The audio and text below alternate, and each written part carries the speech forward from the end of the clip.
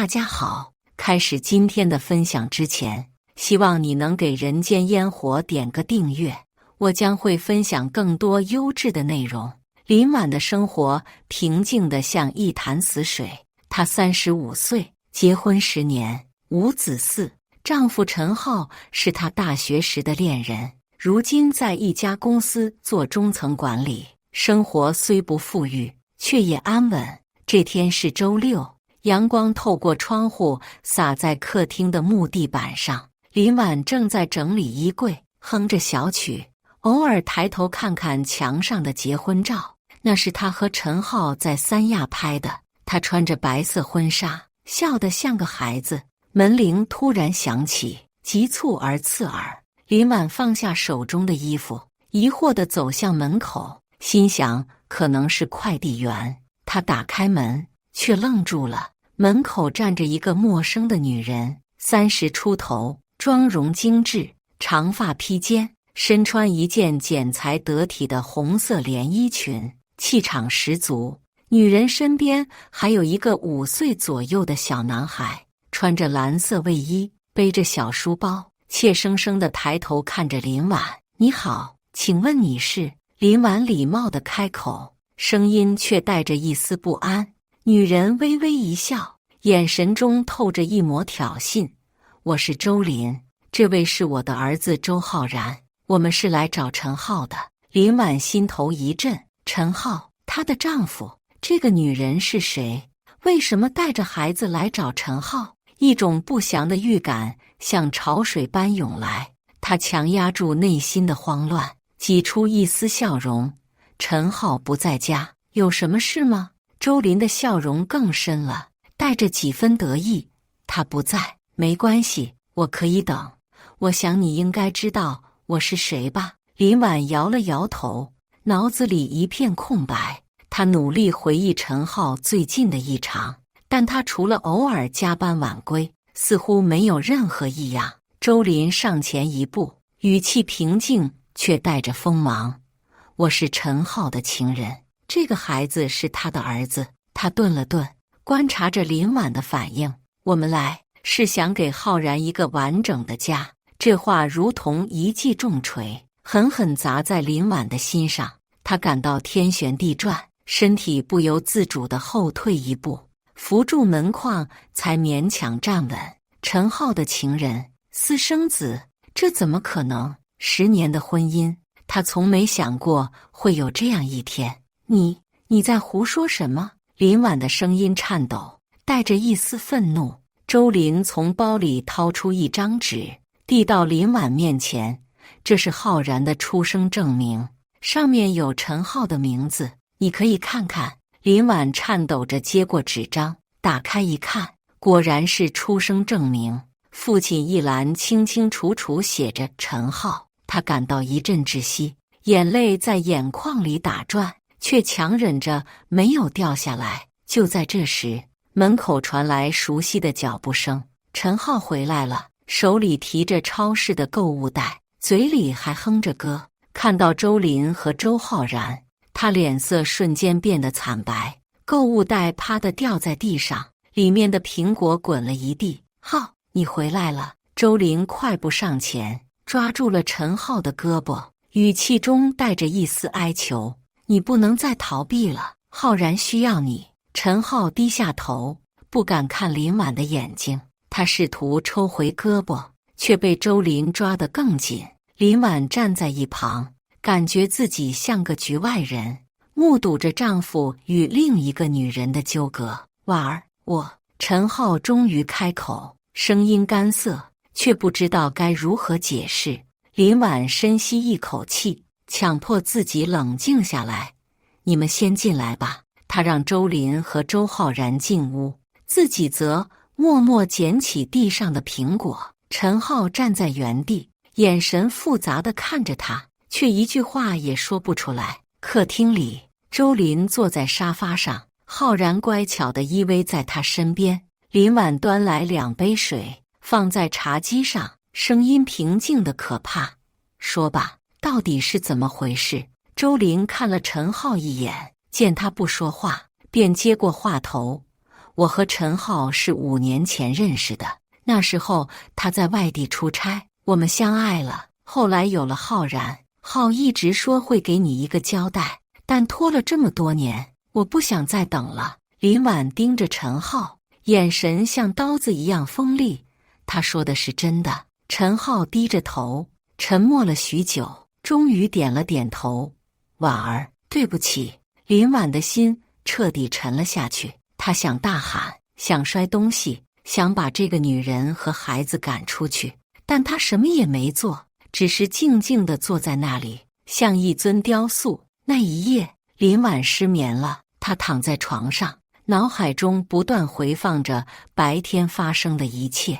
陈浩睡在沙发上，客厅里传来他低低的鼾声。林婉翻来覆去，想起了10年前的点点滴滴。那时候，他和陈浩刚毕业，租了一间小小的单身公寓，晚上一起挤在狭窄的床上，畅想未来。他们曾说要一起买房、生子、环游世界。如今，房子有了，孩子却成了别人的。天亮了，林婉起床，眼睛布满血丝。她走进客厅，看到陈浩坐在沙发上，头埋在手中，一副颓废的样子。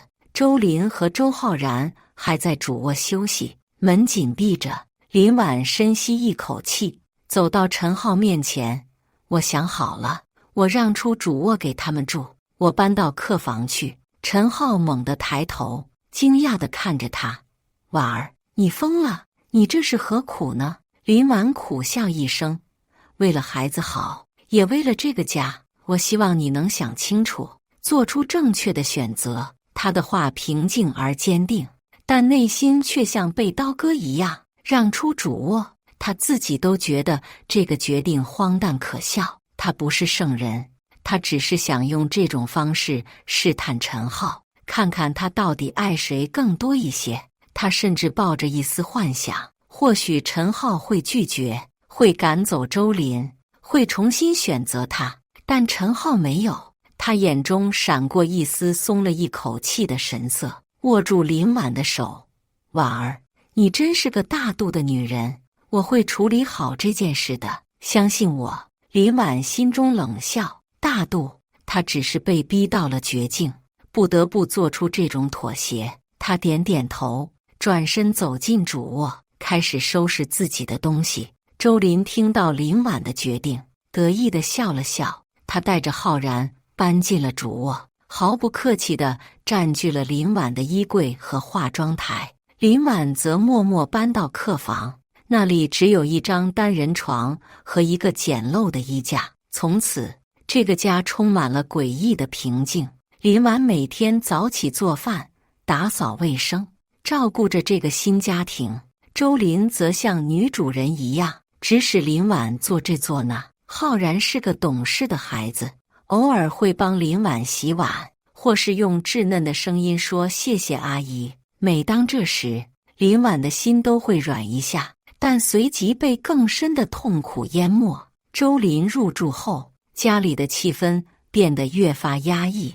他开始在家中发号施令，要求林婉做饭时要考虑浩然的口味，甚至当着陈浩的面暗示林婉没有生育能力，无法给陈浩一个完整的家。婉儿，你看浩然多可爱，你要是能生一个就好了。周林一边逗着浩然，一边用轻飘飘的语气说。林婉低头切菜，手中的刀顿了一下。她和陈浩结婚后，一直想要孩子，但因为身体原因，始终未能如愿。这一直是他心中的痛，周玲却毫不留情地戳中了他的伤口。陈浩坐在一旁，低头玩手机，装作没听见。林婉咬紧牙关，强忍着泪水，继续做饭。晚上，林婉在客房里翻开日记本，写下自己的痛苦和无助。她写道：“我不知道还能坚持多久，这个家已经不是我的家了。但我还能去哪里？”他开始怀疑自己10年的婚姻是否值得，是否应该继续这样卑微的活着。他甚至开始偷偷调查周林的背景，想知道这个女人到底有什么魔力，能让陈浩背叛她。一天，林婉在整理陈浩的书桌时，意外发现了一张购房合同，合同上写着陈浩的名字，但房产地址却是一个陌生的地方。林婉心中一紧，她拿出手机拍下合同，决定查清楚。她联系了一个私家侦探，花了3天时间，终于查到真相。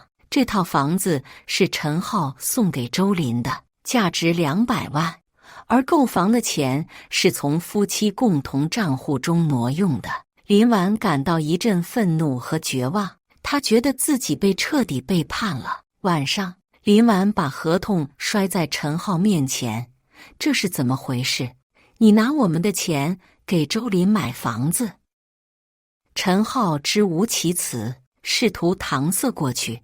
婉儿，这只是个投资。我投资？林婉冷笑，投资到你情人名下？周林在一旁插话，语气挑衅，他早就不爱你了，只是可怜你罢了。你要是识相，就自己走人。林婉气得浑身发抖，她再也无法忍受这种屈辱。她冲进主卧，抓起墙上的结婚照，狠狠摔在地上，玻璃碎片四溅，照片上的笑容显得格外刺眼。周林被吓了一跳，尖叫着躲到一边。陈浩试图劝架，但林婉和周林都指责他，让他左右为难。周浩然被吵醒，站在门口哭了起来。林婉看着这个无辜的孩子，心中的怒火渐渐熄灭，取而代之的是一片死寂。林婉坐在客厅的沙发上，手中紧紧攥着那份购房合同，眼神冰冷。他花了3天时间调查，确认陈浩挪用了200万夫妻共同财产为周林买房。这笔钱原本是他们计划用来买新房，实现环游世界梦想的积蓄，如今却成了背叛的铁证。林婉感到自己像个傻子，10年的付出换来的竟是如此赤裸裸的欺骗。他深吸一口气，抬头看向陈浩。陈浩低着头，坐在对面的单人沙发上，手指不安地搅在一起。周林则抱着手臂站在一旁，脸上带着一丝若有若无的笑意，仿佛在欣赏这场闹剧。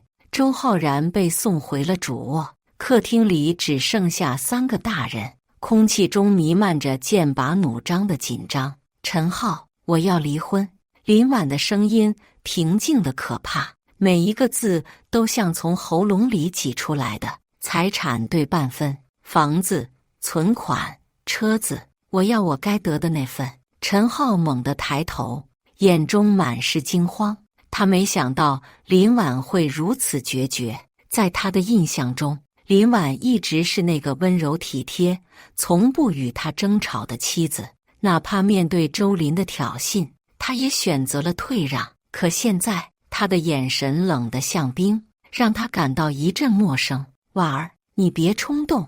陈浩慌忙站起身，试图抓住林婉的手。我错了，我真的错了。我被周林迷惑了，我以为他能给我想要的生活，但我现在才发现，我真正爱的人是你。林婉冷笑一声，抽回手，目光如刀。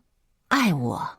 你拿我们的钱给别的女人买房，这就是你的爱？陈浩，你当我是傻子吗？周林在一旁冷哼，插话道：林婉，你别在这装可怜了。浩早就跟我说了，他跟你在一起只是因为习惯，不是爱。你要是识相，就自己走人，别逼我把事情闹大。林婉转头看向周林，眼中燃起一团怒火。他站起身，逼近周林，声音低沉却充满力量。闹大？周林，你以为你赢定了？你不过是个用孩子绑架男人的可怜虫。周林被林婉的气势震慑，退后一步，但随即挺直腰板，尖声反击：可怜虫，你才是！10年婚姻，连个孩子都生不出来，你有什么资格留住陈浩？这话像一把利刃，狠狠刺中林婉的痛处，她的身体微微一颤，脸色变得苍白。伍子嗣一直是他心中的伤疤，他和陈浩曾无数次去医院检查，尝试各种治疗，却始终未能如愿。每一次失败，都像在他心上划了一刀。如今，周林却用这伤疤来羞辱他。陈浩终于忍不住，冲到两人中间，大声喊道：“够了，你们别吵了。”他转向林婉，语气近乎哀求：“婉儿，我知道我对不起你，但我真的不想失去你，给我一个机会，我会赶走周林，我会把房子要回来，我们重新开始好不好？”林婉看着陈浩那张熟悉却又陌生的脸，心中五味杂陈。他曾无数次幻想陈浩会回心转意，会重新选择他，但现在他只觉得可笑。他的悔悟来得太晚，也太廉价了。就在这时，门铃响了。林婉愣了一下，走到门口打开门，是她的闺蜜小雅。小雅38岁，单身，经营一家咖啡店，性格直爽火爆。她一进门，看到客厅里的对峙场面，眉头立刻皱了起来。这是怎么回事？小雅的目光在三人之间扫过，最后落在林婉身上。婉儿，你没事吧？林婉摇了摇头，强挤出一丝笑容。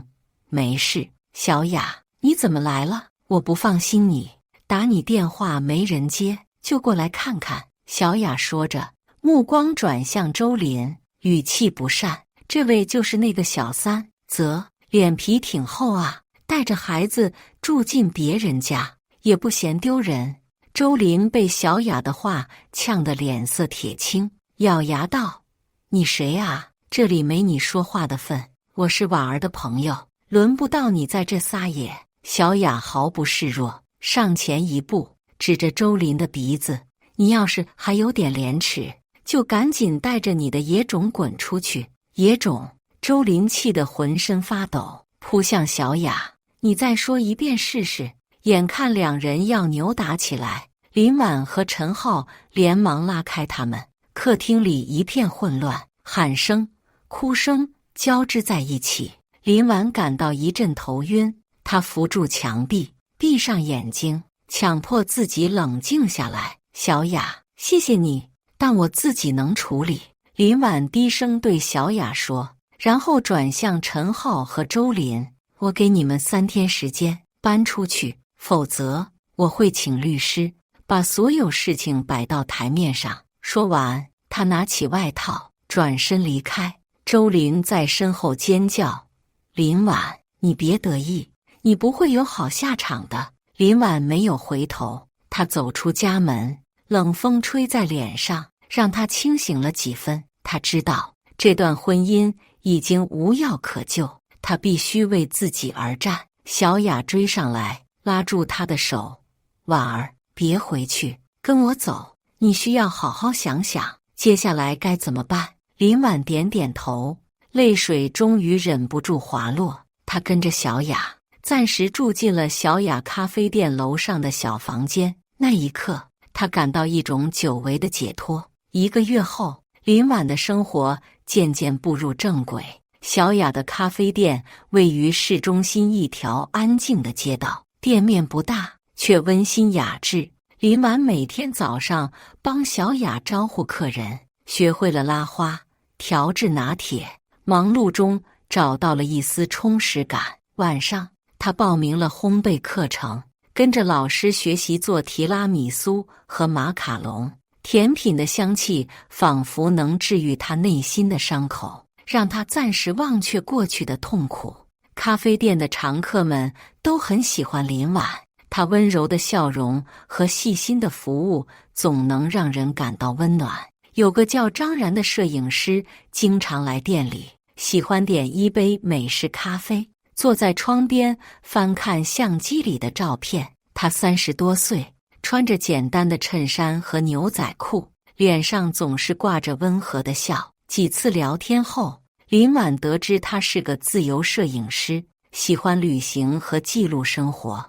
他曾走遍东南亚，拍下过无数动人的瞬间。林小姐，你的笑容很适合入镜。有一次，张然笑着对林婉说，举起相机，我可以给你拍一张吗？林婉愣了一下，随即害羞地摆手，别，我不上镜。怎么会？你笑起来很美，像阳光。张然坚持，举起相机，咔嚓一声，定格了林婉低头微笑的瞬间。林婉看着照片，愣住了，那是她很久没有见过的自己，眼神明亮，嘴角上扬，仿佛找回了丢失已久的活力。她突然意识到，这一个月，她正在一点点找回自己。与此同时，陈浩的日子却越来越不好过。周林的强势让他喘不过气，他每天催促陈浩离婚，逼他卖掉房子换更大的住处，还要他给浩然报各种昂贵的兴趣班。浩然虽然懂事，但毕竟是5岁的孩子，偶尔会哭闹不休，让陈浩头痛不已。更让陈浩崩溃的是，周林的态度越来越冷漠，他不再像当初那样温柔体贴，而是动不动就发脾气，指责陈浩没本事。陈浩开始怀疑周林对他的感情到底有几分真心。一天晚上，陈浩加班到深夜，回到家时，周林已经睡下，浩然在客厅看动画片。陈浩疲惫地瘫在沙发上，目光无意间落在茶几上，那里放着林婉的日记本，封面已经蒙上了一层薄尘。他犹豫了一下，拿起日记本，翻开了第1页。日记里，林婉用娟秀的字迹记录了这段时间的痛苦和挣扎。今天周林让我给浩然做南瓜粥，说他不喜欢吃青菜。我站在厨房切着南瓜，眼泪止不住的掉。我不知道自己为什么还要留在这个家。陈浩，你真的爱我吗？还是我只是你生活中的一个摆设？昨天晚上，我梦见我们还在大学，牵着手在操场散步。你说会爱我一辈子，可醒来后，我只觉得可笑。你已经有了另一个家，而我却还在傻傻的等。我让出了主卧，以为能换回你的心，可我错了。你从没在乎过我的感受。我好累，我想逃，可我不知道能逃到哪里。每一句话都像一把刀，刺在陈浩的心上。他想起林婉曾经的温柔，想起他为这个家付出的点点滴滴。结婚10年，他从没要求过什么昂贵的礼物，甚至连一件像样的首饰都没有。他总是默默支持他，陪他熬过创业的艰难，陪他度过失业的低谷，而他却用背叛回报了他。泪水模糊了陈浩的视线，他紧紧攥着日记本，悔恨像潮水般将他淹没。他终于明白自己失去了多么珍贵的东西。第2天，陈浩找到小雅的咖啡店，林婉正在柜台后擦杯子，看到陈浩愣了一下，随即恢复了平静。婉儿，我有话跟你说。陈浩的声音沙哑，眼中带着红血丝。林婉放下杯子，淡淡的说：说吧。陈浩深吸一口气，扑通一声跪在地上。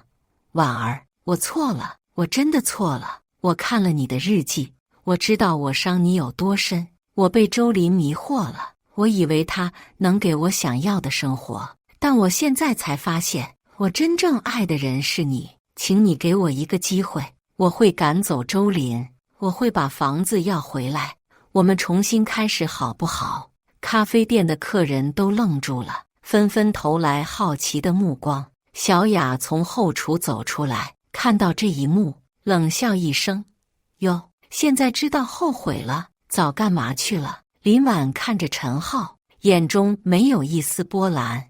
她曾经幻想过这样的场景，陈浩跪在她面前，求她原谅，可现在她只觉得疲惫。陈浩，你后悔了，可我已经不爱你了。林婉的声音平静而坚定。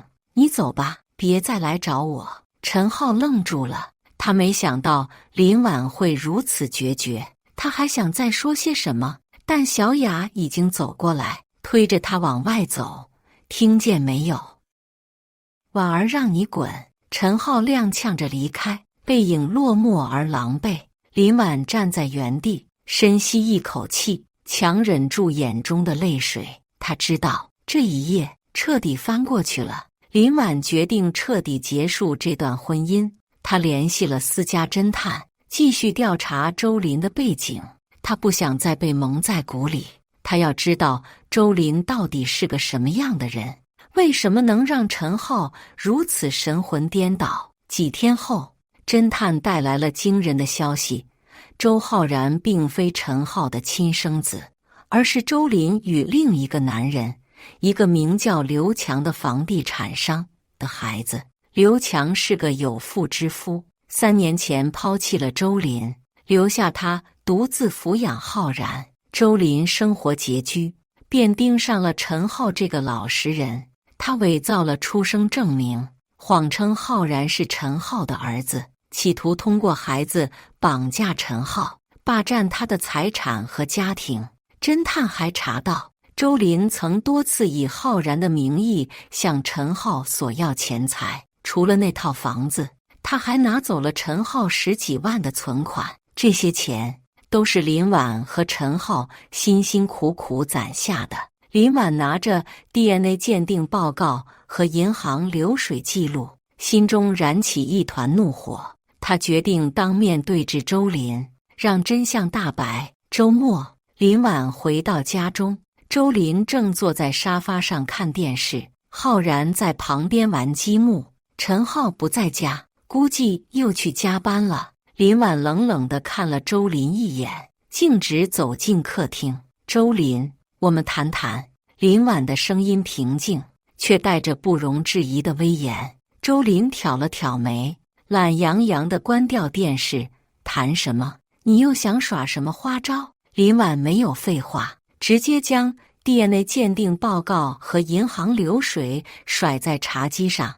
看看这些吧。周林疑惑地拿起报告，翻看了几页，脸色渐渐变得苍白。他试图掩饰慌乱，抢笑道：“这是假的，你嫉妒我，所以伪造证据。”林婉冷笑：“假的？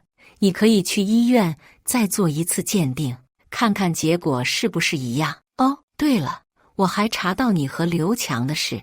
你以为你能瞒天过海？”周林的瞳孔猛地收缩，他终于意识到自己暴露了。他猛地站起身，指着林婉尖叫：“林婉，你别得意，你以为你赢了？陈浩还是会选我。”林婉不为所动，语气冰冷：“周林，你利用一个孩子来骗钱、骗感情，你不觉得可耻吗？现在带着你的东西滚出我的家！”周林气得浑身发抖，他抓起茶几上的水杯，狠狠砸在地上，玻璃碎片四溅。浩然吓得哇哇大哭。林婉皱了皱眉，走过去抱起浩然，轻声安慰：“没事，浩然，阿姨在这。”周林愣住了，他没想到林婉会对浩然如此温柔。他突然感到一阵无力，所有的算计和伪装在这一刻都崩塌了。他咬紧牙关，